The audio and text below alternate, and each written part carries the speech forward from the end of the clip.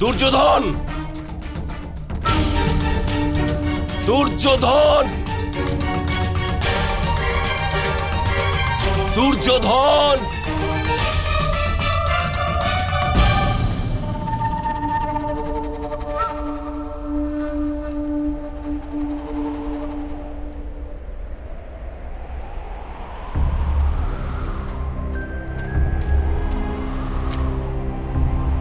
মিত্র, মিত্র দুর্যোধন, মিত্র শিবিরে চলো, চলো মিত্র। তুমি একলাই এসেছ আমাকে নিয়ে যাওয়ার জন্যে, কিন্তু অন্তিম যাত্রায় তো 5 জন হওয়া আবশ্যক মিত্র। 4 জন শবদেহ ওঠানোর জন্যে আর 1 জন পাত্র নিয়ে চলার জন্যে। যাও মিত্র, আমার শবদেহ ওঠানোর জন্য 4 জন সৈনিক নিয়ে এসো।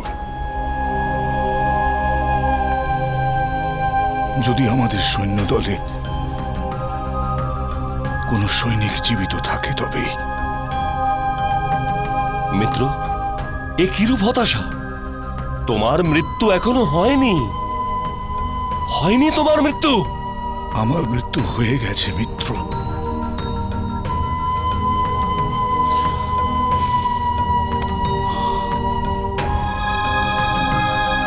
পরাজয়ের আরেক নাম মৃত্যু মিত্র। কর্ণের মৃত্যুতেই আমার পরাজয় সুনিশ্চিত হয়ে গেছে। আমার সমস্ত ভ্রাতার মৃত্যু হয়ে গেছে। পিতামহ ভীষ্ম, গুরু দ্রোণ, মিত্র কর্ণ, মহারাজ জয়দ্রথ, ত্রিগর্ত নরেশ সুশর্মা, সমস্ত যোদ্ধাদের বধ হয়ে গেছে মিত্র।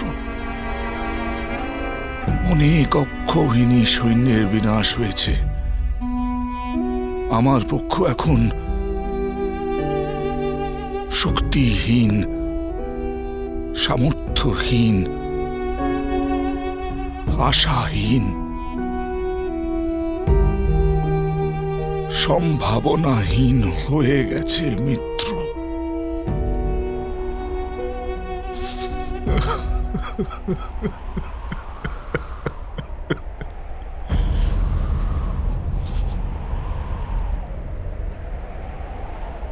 ওই পাষণ্ড পাণ্ডবরা আমার স্বপ্ন, আমার সম্মান,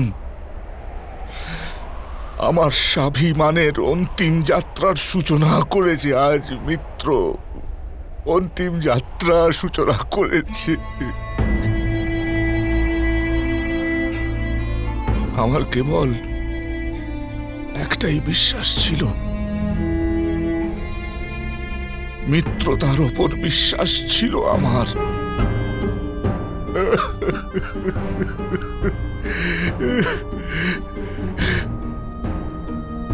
কিন্তু আজ ওই পাণ্ডবরা তাও ছিনিয়ে নিল আমার থেকে মিত্র, তাও ছিনিয়ে নিল। মিত্র, মানুষ যতক্ষণ আশা আর নিঃশ্বাস টিকিয়ে রাখে তার পরাজয় কখনো হয় না।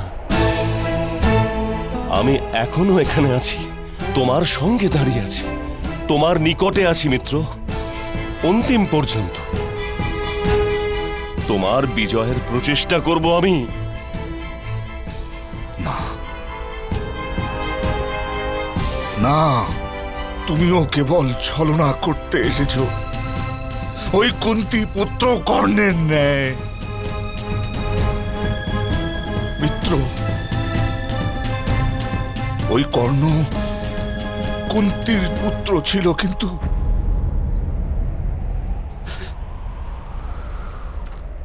যার সামর্থ্যের উপর ভিত্তি করে আমি পাণ্ডবদের সাথে শত্রুতা করেছি,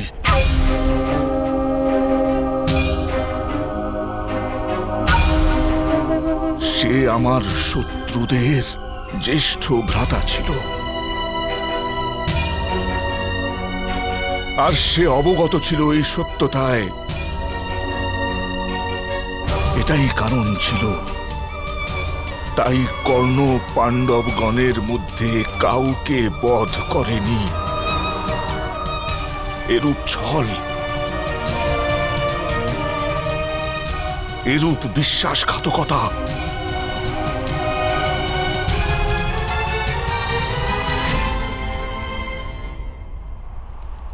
ওই পাষণ্ড সুত পুত্রকে আমি সিংহাসনে বসিয়েছিলাম, অধিকার দিয়েছি, সম্পত্তি দিয়েছি,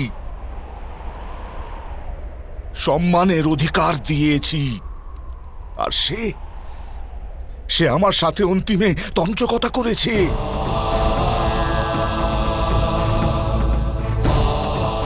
আমার পরাজয়ের পরিকল্পনা করেছে, আমারই শত্রুদের সাথে মিলিত হয়ে।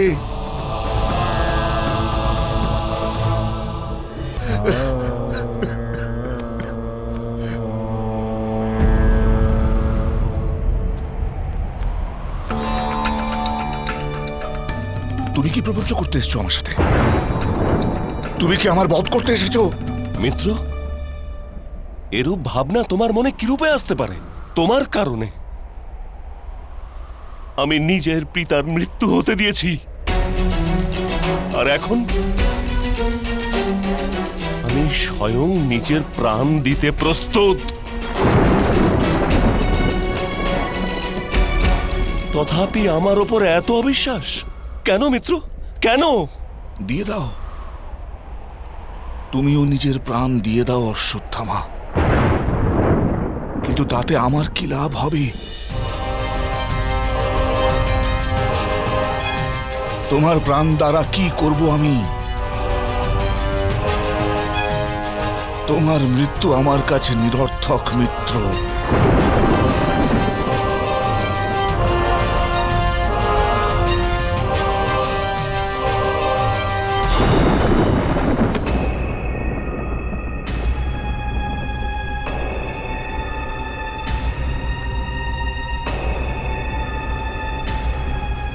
আমি এই মুহূর্তে ব্রহ্মাস্ত্রের প্রয়োগ করছি। সমগ্র কুরুক্ষেত্র জ্বালিয়ে দেব, আমি সর্বনাশ করে দেব।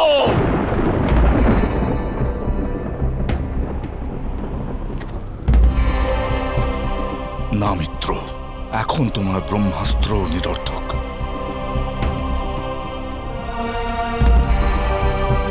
সময়ের সমস্ত চক্র, নিয়তির সমগ্র চালনা আমার পরাজয় হেতু পরিকল্পনা নির্মাণ করছে। স্বয়ং ঈশ্বরও আমার পরাজয়ের জন্য উদ্গ্রীব হয়ে আছেন। কিন্তু আমি ঈশ্বরের পরিকল্পনা স্বীকার করি না। আমি ওই পাপিষ্ঠ পাণ্ডবদের মৃত্যুর প্রতীক্ষা করছি, আর আমি প্রতীক্ষা করব।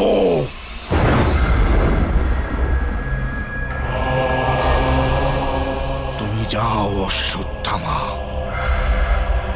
তুমি নিজের নগরে রাজত্ব করো, আর মামাশ্রীকে বলো তিনিও যেন গান্ধারে ফিরে যান।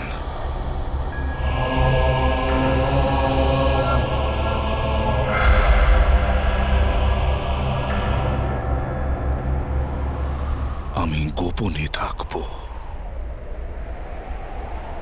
পিশাচের ন্যায়, ব্রহ্ম রাক্ষসের ন্যায়, অর্ধেক মৃত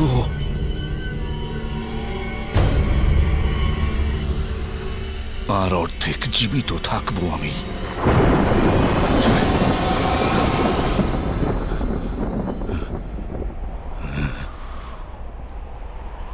যতক্ষণ পাণ্ডবদের মৃত্যু সংবাদ প্রাপ্তি না হবে, আমার প্রাণ নিষ্কাশিত হবে না, নিষ্কাশিত হবে না আমার প্রাণ। আমি মানুষ নই,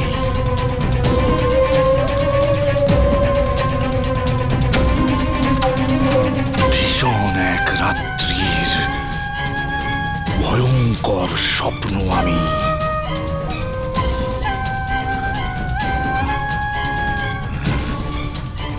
আমার কোনো অস্তিত্ব নেই, তথাপি আমি অবশ্যই পাণ্ডুপুত্রদের সুখ নিদ্রায় থাকতে দেব না থাকতে আমি।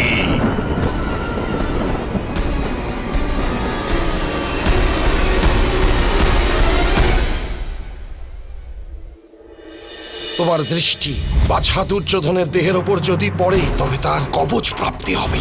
তোমার তপস্যা তোমার পুত্রকে বজ্র বানিয়ে দেবে, কিন্তু আমাদের পরিকল্পনাকে কেবল একজন ব্যক্তি বিফল করে দিতে পারে, যাদব শ্রেষ্ঠ বাসুদেব। মহাভারত